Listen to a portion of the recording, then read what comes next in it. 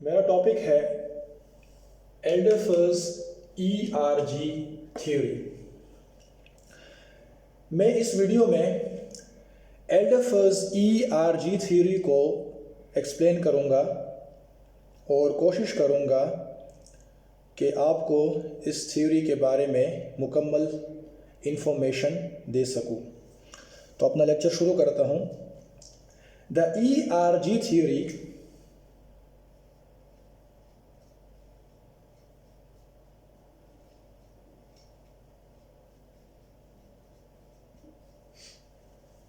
by Clayton Paul Alderfer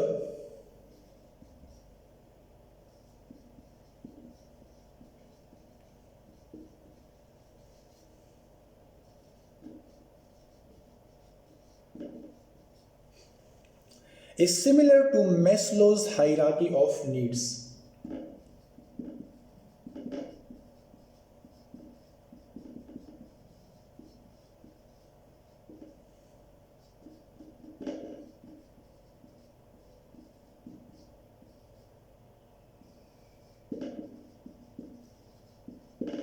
सबसे जो अहम बात है वो ये है इस थ्योरी की कि जो इन्होंने जो थ्योरी प्रपोज की है, the ERG theory by Clayton Paul Alderfer is similar to, ये बिल्कुल सेम है to Maslow's hierarchy of needs. और मैस्लोज हायरार्की ऑफ नीड्स को मैंने बहुत प्रॉपरली एक्सप्लेन कर चुका हूँ एक वीडियो में। ये अगर जब आपको Maslow's hierarchy of needs theory की सही तरीके से समझ आ जाए तब आपको एल्डरफर्स ERG थ्योरी को समझने में ज़रा भी मुश्किल पेश नहीं आएगी।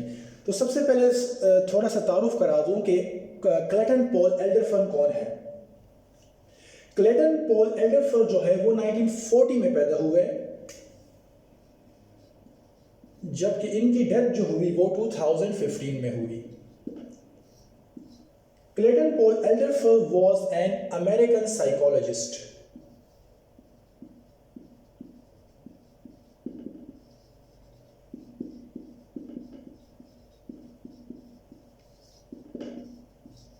ये एक अमेरिकन साइकोलॉजिस्ट है एंड कंसल्टेंट।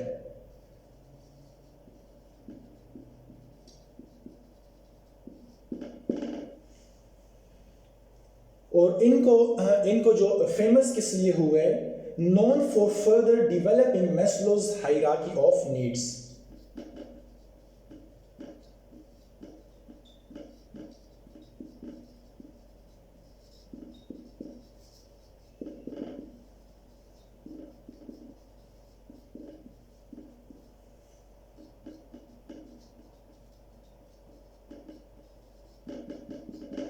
और ये फेमस है मैस्लोज हायरार्की ऑफ नीड्स की वजह से। जो मतलब इस थ्योरी को जो उन्होंने मैस्लोज हायरार्की ऑफ नीड्स जो मैस्लोज ने प्रपोज किया था, इन्होंने इसको फर्दर डेवलप किया और इसी वजह से ये फेमस है।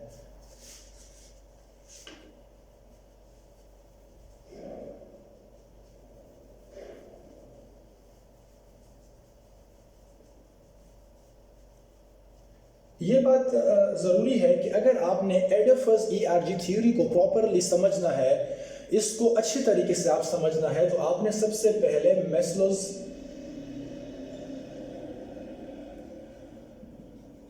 हायरार्की ऑफ नीड्स को भी समझना है, जो कि मैं एक इसके ऊपर तफसील से लेक्चर दे चुका हूँ।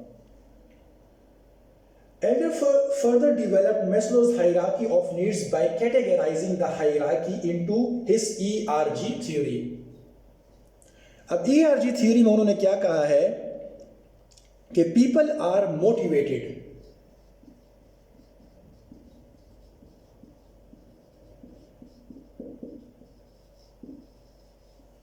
people जो है, लोग जो है वो मोटिवेट होते हैं 3 नीड्स की वजह से। बाय सबसे पहले क्या होता है, एग्जिस्टेंस नीड्स।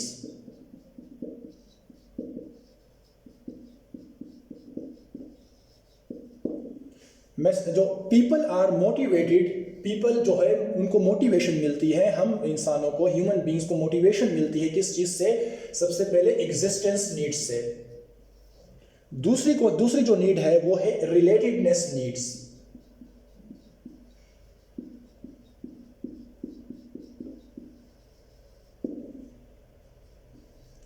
जो तीसरी नीड्स है वो है ग्रोथ नीड्स।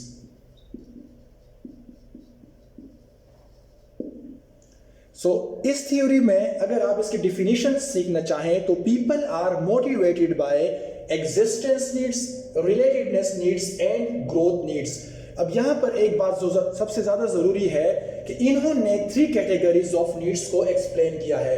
एल्डर फर्ज ने मैस्लोज हायरार्की ऑफ नीड्स में 5 कैटेगरीज है,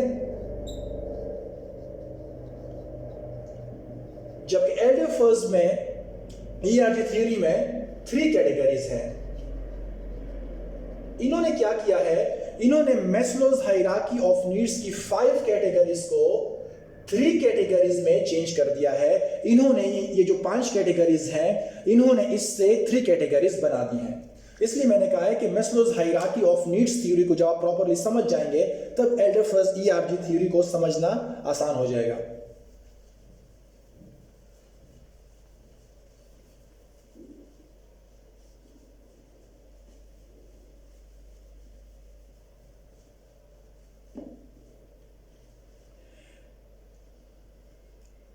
The ERG theory has only 3 categories: existence needs,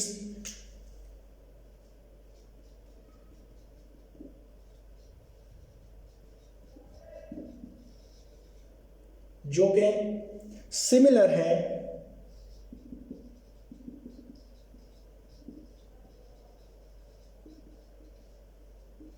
to Maslow's basic needs,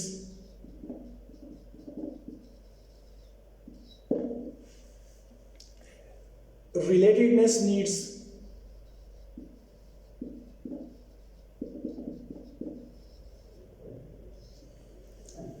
pertaining to satisfactorily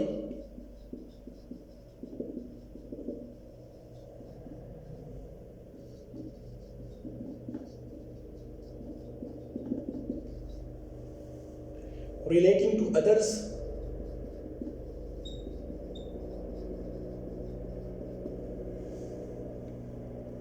and growth needs।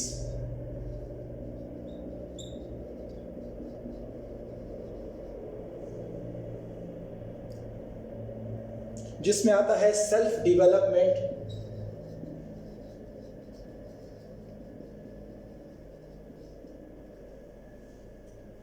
Creativity,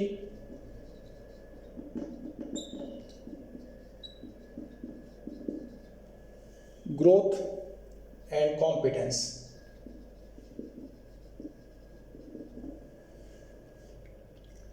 तो ये बात अब अभी अहम है कि सबसे पहले आता है एग्जिस्टेंस नीड्स, जो कि similar to Maslow's basic needs जो इन्होंने हमें बताई थी। मैस्लोज की जो बेसिक नीड्स हैं इनको उन्होंने एग्जिस्टेंस नीड्स का नाम दिया है। दूसरा है relatedness needs, pertaining to satisfactorily relating to others, ये जो है सोशल नीड्स हो गई हैं। ग्रोथ नीड्स जो है इसमें आ जाता है self development, creativity, growth and competence. Thus, ERG refers to those 3 categories of existence, relatedness, and growth. Elder first suggests that one may be motivated by needs on several levels at the same time. Elder first कहते हैं कि एक बंदा motivate हो सकता है needs से on several levels at the same time। अब इसकी जो एग्जांपल है वो ये है कि one may go to work, अगर एक बंदा जाता है जॉब के लिए, काम के लिए, to make a living। अब एक बंदा जॉब के लिए जाता है तो वो किस लिए जाता है? To make a living, basic needs पूरी करने के लिए। और इसके साथ साथ and at the same time one may be motivated by good relations with coworkers. एक बंदा जॉब के लिए जाता है, उसका ये मकसद हो सकता है ताकि उसकी बेसिक नीड्स पूरी हो सके, और वो मोटिवेट होता है अगर उसका ताल्लुक गुड रिलेशंस विद कोवर्कर्स हो, तो ये इससे भी मोटिवेट होता है।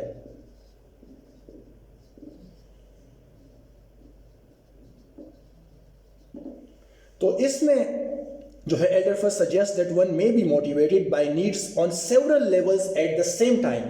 For example one may go to work, एक बंदा जो ऑफिस के लिए जाता है, जॉब के लिए जाता है, किस चीज के लिए? To make a living, basic needs पूरी करने के लिए, एग्जिस्टेंस नीड्स सेटिस्फैक्शन के लिए।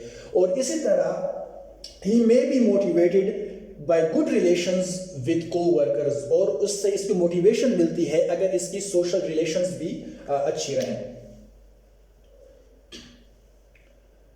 अब ये एल्डरफर्ड ने दूसरी बात भी कही है,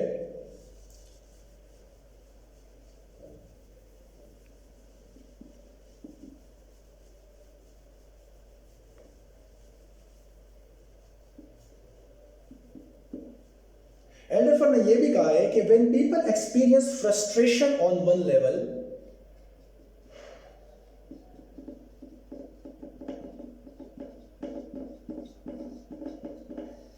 अगर बंदे को फ्रस्ट्रेशन मिले एक लेवल में, they may focus on the needs at a lower level needs category.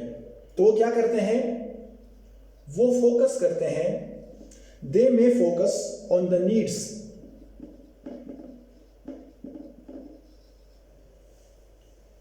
Eight a lower level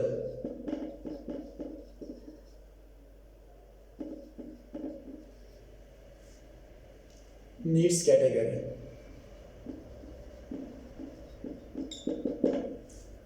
यहां पर एल्डरफर्ड ने एक बात कही है कि अगर एक बंदे को, किसी भी इंसान को, किसी भी शख्स को फ्रस्ट्रेशन हो किसी भी लेवल के ऊपर, तो वो क्या करता है, वो नीचे लेवल की नीड्स पूरी करने की कोशिश करता है। अब यहां पर 3 कैटेगरीज हैं, एग्जिस्टेंस, जो एग्जिस्टेंस नीड्स हैं, दूसरे पे ये एग्जिस्टेंस पहला आता है, फिर रिलेटेडनेस है, और जो थर्ड वन है वो है ग्रोथ नीड्स। ये जो है ये हाई लेवल नीड्स है, ग्रोथ नीड्स। अगर एक बंदे की ग्रोथ नीड्स पूरी नहीं हो रही तो वो नीचे जो लेवल है रिलेटेडनेस नीड्स का, नीचे लेवल जो है वो ये नीड्स पूरी करने की कोशिश करेगा और अपने आप को सेटिस्फेक्शन देने की कोशिश करेगा। अगर रिलेटेडनेस नीड्स पूरी नहीं होती तो फिर वो नीचे एग्जिस्टेंट नीड्स को मजीद पूरी करने की कोशिश करेगा। तो यहां पर एल्डरफर्ड ने यह कहा है कि जब आपकी हाई लेवल नीड्स पूरी ना हो, अगर पूरी ना हो तो आप आते हैं इससे कम लेवल नीड्स की तरफ, और उसका मकसद आपका यह होता है कि जब ये लेवल नीड्स आपकी पूरी हो जाए, जब आप यहां तक आते हैं, तब आप फिर आगे बढ़ने की कोशिश करते हैं। आप इसलिए लो लेवल नीड्स की तरफ इसलिए आते हैं ताकि आप फिर हाई लेवल नीड्स की तरफ आ सकें। अगली वीडियो में बताऊंगा कि किस तरह Maslow's hierarchy of needs theory और एल्डरफर्ड ERG थ्योरी में फर्क बताऊंगा कि वो किस तरह सेम है, किस तरह मैस्लोज की जो 5 जो है, इन्होंने नीड्स जो है 5 नीड्स को 3 नीड्स में किस तरह इन्होंने चेंज किया है एल्डरफर्ड ERG थ्योरी में। ठीक है, थैंक यू, अस्सलाम वालेकुम।